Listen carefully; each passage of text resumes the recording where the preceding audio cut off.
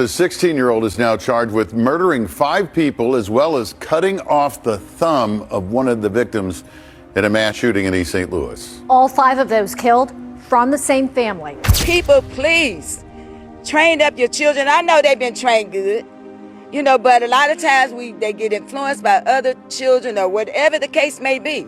This should not be. Prosecutors now acknowledge 2 teens, boyfriend and girlfriend, are responsible for hunting down and killing these family members related to the girl. Prosecutors are now naming the 16-year-old boy J. Meyer M. Davis. So I can see those children crying and weeping and screaming every day because they've done something this foolish. Our city is mourning the loss of members of one family whose lives were taken in an act of violence that has deeply impacted our community and our region. In East St. Louis, Illinois, Jameer Davis and Juanita Thompson, who I'd be calling WT, committed one of the worst DV crimes the community has witnessed.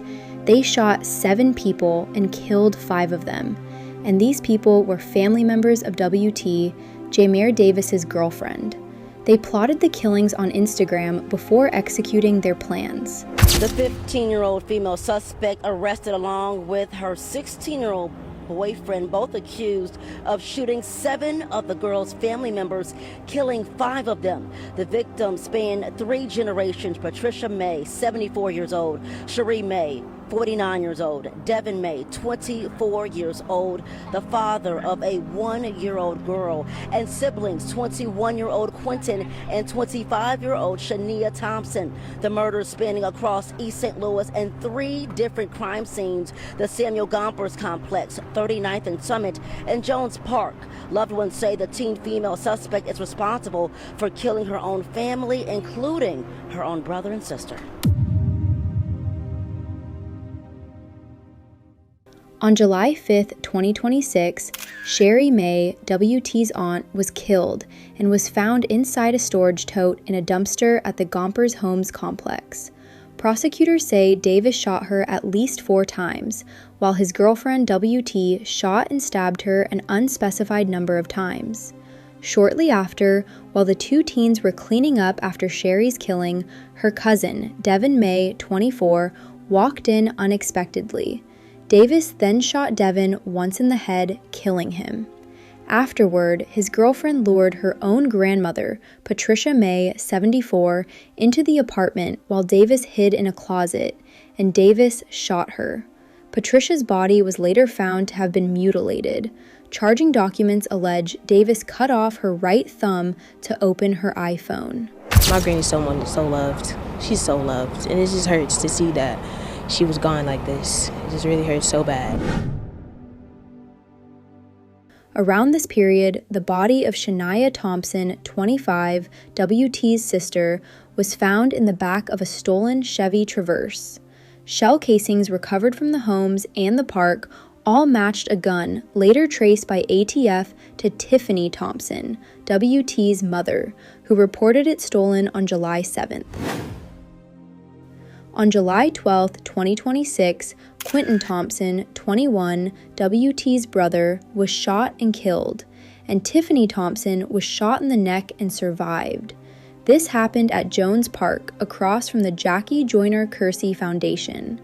A relative interviewed by ABC7, identified as Smiley, said, "There was a list on Instagram that her and the boyfriend made, so we were aware, we just didn't know when." Almost killed by their own family. Lemarian Smiley tells me from the hospital where he is visiting his loved ones who made it out alive. They took them to Jones Park and they fired off in the vehicle, hitting my wife 4 times, killing Quentin and Shania Thompson, and shooting my auntie in the face. She stood over my wife trying to kill her, but they had no more bullets. The 2 shot in Jones Park along with the 15-year-old suspect's brother and sister, 21-year-old Quentin and 25-year-old Shania Thompson, both executed in the East St. Louis Park Sunday. It's all because y'all wanted to be together. So they wanted to eliminate everybody that had a problem with the situation. 3 more family members killed on this crime spree across 2 more locations, on 39th and Summit and in the Samuel Gompers homes. The teen's 74-year-old grandmother, Aunt Cherie, and cousin 20-year-old Devin May all shot and killed. The family says the gun used in the shootings was stolen from the 15-year-old's mother before the shooting. Her daughter took the keys from her purse, unlocked the lockbox, and took the firearm. The police were notified as soon as they found out that the firearm was taken. Charges of using the stolen weapon also filed in court, along with dismembering a human body, after investigators say the grandmother's thumb was cut off. Mental health is a serious thing, and this is crazy. After doing all these and fleeing, they were caught by the police, and Jamir Davis pleaded that it was all self-defense. Self-defense. Please show support by taking a moment to like, subscribe, and always drop a comment on how you feel. Domestic violence is a serious problem that needs to be tackled in our community. Jamir Davis, who is 16, and WT had been in a romantic relationship. According to statements made by family members and court documents reviewed by Fox 2 and ABC 7 Chicago, WT's family had grown opposed to the relationship. A specific point of conflict, according to family members, was that Davis had allegedly stolen a firearm while staying at the family's home and had been asked to leave as a result. A family friend and pastor, Mary Young, who told reporters she knew all parties involved, described the dynamic this way. He had gotten put out, and that he wanted them to give him a place. She wanted them to let him stay with them or whatever. And now they can't be together. Only one day maybe when they go to court. So I can see those children crying and weeping and screaming every day because they've done something this foolish. Reality has kicked in. People, please, train up your children. I know they've been trained good, but a lot of times they get influenced by other children or whatever the case may be.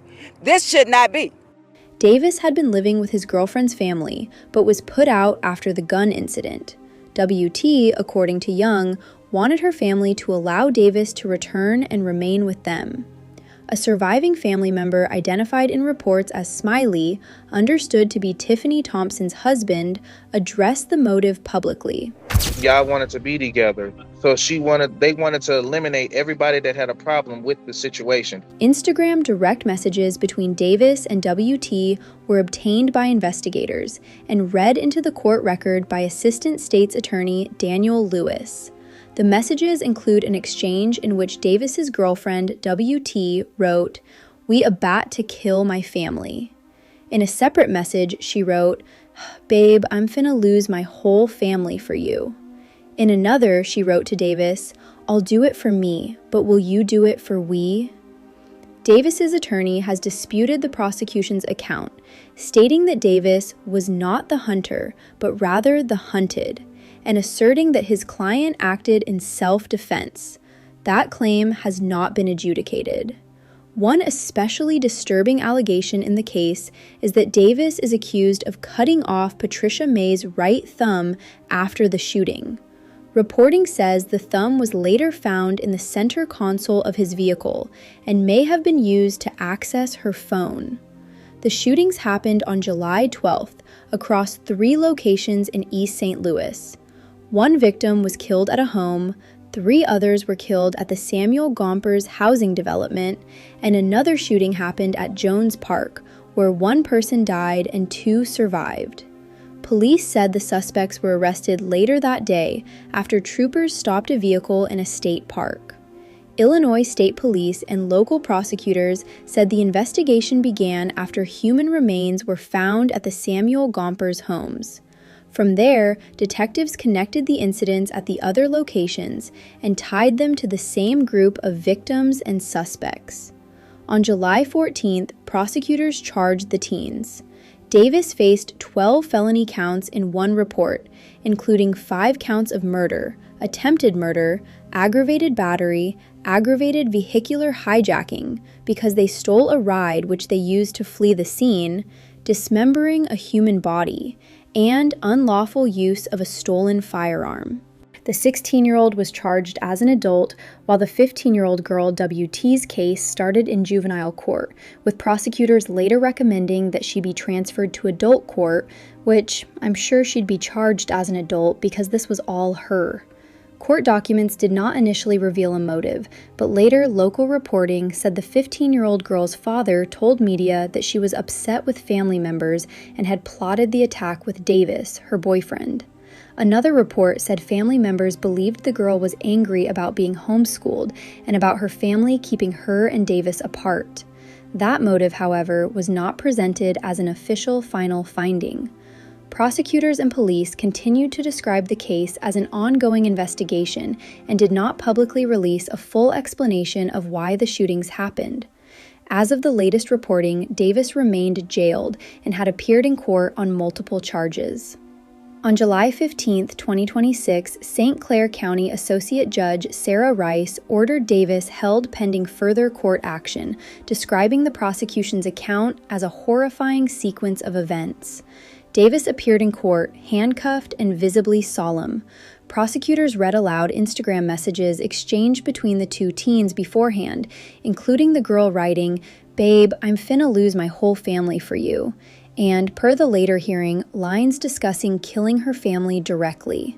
The 15-year-old girl was being held in juvenile custody while prosecutors pursued adult transfer proceedings. The case was still active, with the legal process continuing in St. Clair County.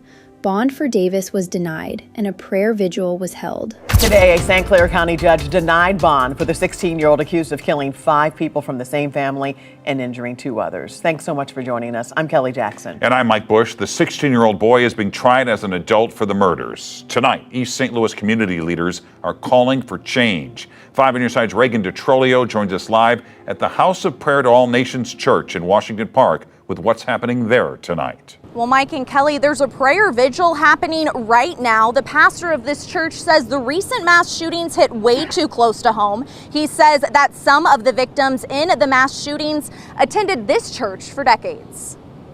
This is a loss. It shocked us and turned around and do it. They've been going there from 20 to 50 years at our church, and we're devastated. Pastor Anthony Pettiford is holding a prayer vigil Wednesday evening for the 5 family members shot to death over the weekend. 2 family members survived but suffered injuries. 1 was released from the hospital on Wednesday afternoon. Professional counselors are going to be in place to talk to those that need to turn around and do that. On Wednesday morning, a St. Clair County judge denied bond for 16-year-old Jameer Davis, who is accused of shooting each of the family members at different East St. Louis locations, along with his 15-year-old girlfriend, who police say is related to the victims. We got to jump in and do what we can do to turn around and help the things that are going on. During court Wednesday, prosecutors argued that Davis and his girlfriend planned the killings days in advance, pointing to Instagram messages that say discussed killing family members, moving bodies, and cleaning up afterward. The defense presented a much different account, telling the court Davis acted in self-defense under compulsion and out of necessity, saying the truth in this case will come out.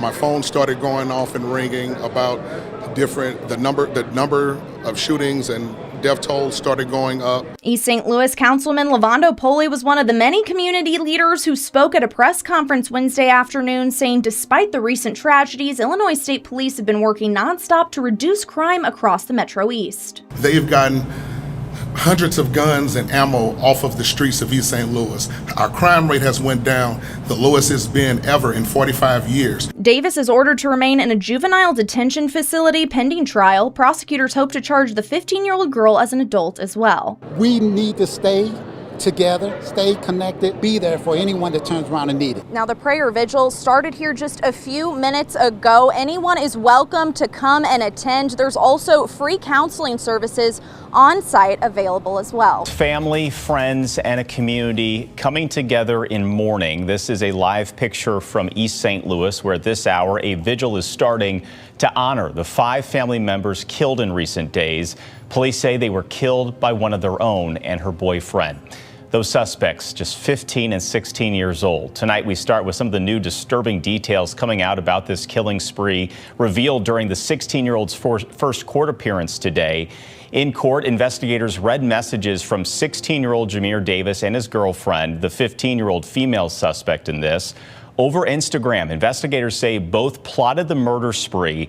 Investigators say David told them he killed his girlfriend's aunt and that the girl also shot and stabbed her. Days later, police say the 15-year-old lured her grandma to an apartment her boyfriend hid in a closet to ambush and shoot her. These are the 5 victims. Patricia May on the left is the grandmother. This crime has caused so much pain and could cause more in the future as more details about this come out. And First Alert 4's Shoshana Stahl explains how the East St. Louis community is working to start to heal and stop such violence. It was heartbreaking. One family, 5 lives taken, 2 surviving, forever scarred. The mass shootings in East St. Louis have pulled in community health worker Chris Hodges, who says it started with a phone call from a member of the family. I went straight to their home.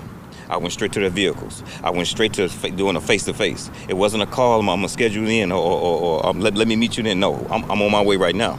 And I'm on my way with plenty of community health workers so they'll know that we are here to help them. 16-year-old Jameer Davis has been charged in the murders, along with his girlfriend, the 15-year-old female suspect. All of the victims, Patricia May, Sherry May, Devin May, Shania Thompson, and Quentin Thompson, are relatives of the girl. Our city is mourning the loss of members of one family whose lives were taken in an act of violence that has deeply impacted our community and our region. Faith leaders, East St. Louis leaders, and police departments are coming together to stress there are behavioral health resources available. A vigil at the church many members of the May family belong to for decades will offer both spiritual guidance and mental health counseling. Pastor Anthony Pettiford says he got a call from family immediately after the shootings. She turned around and told me that she's lost her entire family. And I'm like, wait a minute. I didn't understand that. That totally threw me. We walked out and talked to her, and she started naming her.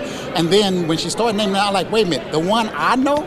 You know, that just totally turned around and took it to a whole nother level. And when we went into the different sites, it has been non-going. I'm constant going of everything, and even also us trying to come up with ways that we can help and support. East St. Louis now looking at ways to reinvent youth programs and even hold a youth summit to prevent future violence. If they aren't guided, they're misguided. And this is the situation of 2 misguided teens. In times like these, we're asking why, but the question should be how. How can we help?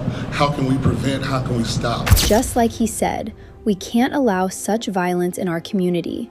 Please spread the awareness and show support. Share this with family and friends. After all this is over and everyone is going away, the cameras are going, all the rallying is gone, these people are going to be still suffering. Illinois State Police also connects victims of violence to resources. ISP says both families in this case have called for that help. Investigators say after the shootings, the 15-year-old allegedly walked over to her own mother, Tiffany Thompson, pointed the gun at her, and pulled the trigger. The gun was empty. Tiffany survived because there were no bullets left. Another survivor, Santosha Scott, was shot multiple times but lived to tell the story. Authorities say the boyfriend then looked at the wounded survivors and said, "We're gonna let y'all live today," before the pair stole the family's vehicle and fled. People have made all sorts of comments, with some even calling them the next Bonnie and Clyde. Her father also came out to say that he has no sympathies. She chose to do this. No stipulation, like everybody had a choice. I can't show her no sympathy. After the whole thing happened, Jameer's mother posted this. She confirmed that Jameer is her son, but disputed several rumors circulating online. She wrote, Jameer was not related to the victims. The stolen weapons allegedly used in the crimes did not belong to her. She and other family members had previously reported Jameer and the 15-year-old girl to authorities after they repeatedly ran away. She believes the teens should have been considered armed and dangerous before the killings and said she feels more action could have been taken after those reports. She also offered condolences to the May and Thompson families, writing that she is so sorry this happened at the hands of my child, while adding that she cannot defend his alleged actions. Meanwhile, a family member of the 15-year-old female suspect shared an emotional message expressing love for her despite the allegations, saying the teenager they see today isn't the child I raised. A GoFundMe was raised to support Tiffany Thompson's family. I would leave y'all with the raw video of Illinois State Police discussing this mass shooting. See you in the next episode. The Illinois State Police, along with the East St. Louis Police Department, are investigating a targeted mass shooting against a family here in East St. Louis. Preliminary investigation indicates that two 16-year-old suspects were taken into custody on Sunday, July 12th, today, 2026, after Illinois State Police officers successfully executed a precision immobilization technique maneuver on the vehicle when took into custody one of the suspected the individual suspected in this horrible, horrible crime, and that suspect, one of the suspects, was driving that vehicle. At least 7 members of the targeted family were shot at multiple locations in the East St. Louis area. And as of right now, 5 victims have been confirmed deceased. One of these was at 39th and Summit, 3 at the Gompers Public Housing Project, 1 here at Jones Park, which is right here behind us. 2 individuals at Jones Park were also shot. They have, at least as of now, they have survived. They have serious injuries, and they are at a hospital in St. Louis. The Illinois State Police has been in close contact with the state's attorney's office and will be seeking charges against the suspects.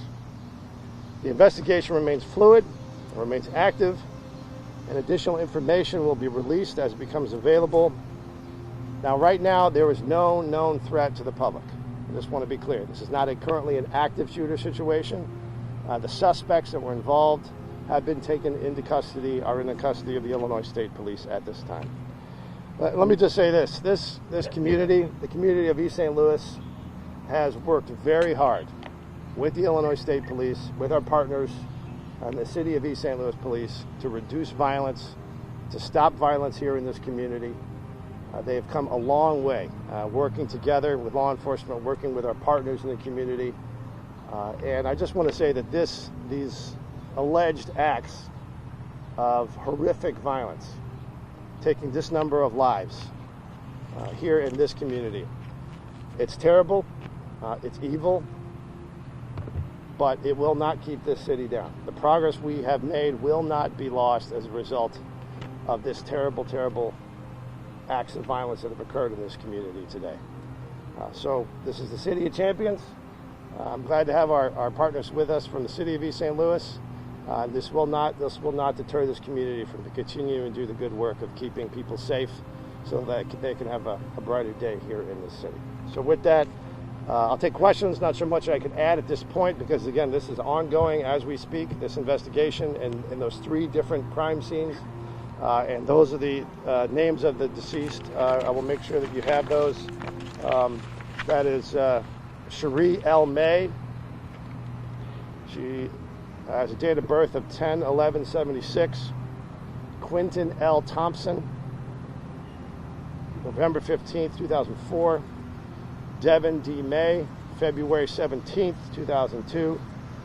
Shania Thompson, September 26th, 2000.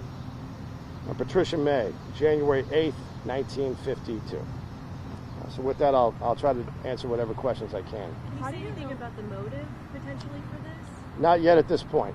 We are still investigating that. We are getting some information. The picture is coming together. We have a lot of Illinois State Police special agents, troopers, officers from our local partners that are actively involved investigating those particular questions. And I think that'll become apparent over time. How do you know it was targeted? You can look at the family relationship and the relationship to the suspects that have been apprehended, and you can see that it was focused on this particular family. Are you able to tell us that relationship? Not particularly between the 2 suspects and all the various deceased, but it's a large family, some direct family, other relations. Are the suspects related? Well, the suspects related to... Are the suspects kin to each other? One of them is, yes. How can you Not yet at this point, because it all depends on which victim you're talking about. But there is a family connection. Okay, so one of the suspects is related to Correct. one of the victims. At least one of them, correct, yes. Are the victims related to each other? Yes, this is a family. Yeah, like I said, yes. Yeah. Mother, daughter, cousin? I can't tell you all those yet. It depends on which victims you're talking about, and we are still trying to make sure we're very clear about what those relationships are. Did the victims But live together? these are 3 different locations. So we had people out here in Jones Park that were the victim of this violence. We have people that were in a residence in the Gompers, and then we have a separate residence where it's 39th and Summit. Families, as you know, may go from different place to place depending on what their situation in life is or what it is from day to day, depending where you might be staying for the night. Were there any bystander victims, especially at the park, a public No, location? no. There's another reason why we can characterize it as targeted, because there was no people that were unrelated to this particular family or the individuals that were involved with this family. So as of right now, we have no indication that any innocent bystanders were affected. What was the time this a mass shooting, even though it happened at multiple different locations, different times? Because they're all related, and because of the definition of what a mass shooting is, and also the proximity that, yes, this is a large city, and these are multiple complex crime scenes, but because of one common connection and the way this is unplayed, it may be appropriate to characterize it as a mass shooting. What was the time span of the incident? From what point to what point? How long did it last? Well, obviously today were some of the key time frame of when the events occurred. But it is possible some of this was stretched out over a period as well. But again, we're investigating that, and that is obviously part of the forensics that we're investigating. So this was all yesterday, or? Primarily today, and it's possible over a different time frame as well. As of right now, I can give you this information as to what was occurring today. Where were the suspects arrested? The suspects, I believe, were in Frank Holden State Park. Can you put a shooting of this magnitude into historical context for the city in this ISP investigative zone? Has anything like this ever happened? So I will say, I wish there were no prior cases where you had a quintuple homicide where 5 people have been deceased. It has happened in the history of the Illinois State Police and in the history of East St. Louis. If you go back decades and decades, but it is very rare. And there are very few people that work with the Illinois State Police today, or the East St. Louis Police, or that even in this community that can remember something like this happening. To clarify the time, do we just say today, this morning, this afternoon? At least today. At least today. This morning? Yes. The shooting. Name of the victims? I'm sorry. Yes. The victims, I can read them again. Cherie May, Quentin Thompson, Devin May, Shania Thompson, and Patricia May. And we can have our PIOs get you a copy of that as well. What are the charges here? No one's been charged yet. It's under investigation. We have 2 suspects that are in custody, and we are seeking charges with the St. Clair County State's Attorney's Office, actively working with them. Again, this what initiated a law enforcement response to these events began today. And the suspects were 16? The 2 suspects that are currently in custody are juveniles age 16. Yeah. Does that make it difficult for the investigation moving forward? There are undoubtedly specific limitations and rules that the state of Illinois, and that's pretty common across the country, that you have when how law enforcement has to investigate and interact with a juvenile. There are certain circumstances in which the nature of the offenses that are involved, the laws related to adults and how adults are prosecuted, those could apply to a juvenile under certain circumstances. Have any weapons been recovered? Not going to talk about that yet at this point. How were you alerted of this? So there was East St. Louis received the initial call to investigate some remains, and that's what initiated at least one part of it. Are you releasing any details about the suspects, like their car or anything? Are you asking the public for help as you're investigating this? I mean, and obviously, when we do this and we provide this information to the public, if there's any, good citizen, good neighbor that may have seen something and they have some additional information they want to provide, by all means, please contact the Illinois State Police. Please contact the East St. Louis Police Department.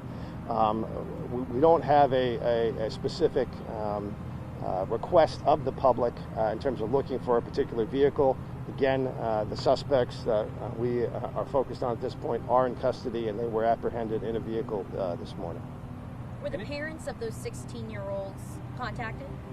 Again, that's something that we're not going to discuss here, but there is a process that the law requires when you are dealing with a juvenile. Any idea how the teens had access to guns? Not that I can comment on this point yet. That's still part of the investigation. Anything else? Can you tell us the locations, the 3 crime scenes again? So the 3 locations are here at Jones Park, the Gompers public housing project, and then the area, a residence over in the area of 39th and Summit. Quick apprehension, What else? quick turnaround. Thanks for the info. Yes, absolutely. All right, thank you all for being here. Thank you.